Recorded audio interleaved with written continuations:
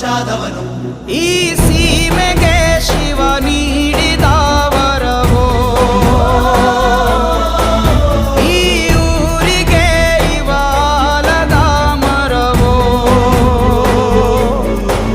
ಮೂರು ಸುತ್ತಿನ ಕ್ವಾಟೆ ಗಸ್ತಿಗೆ ನಿಂತ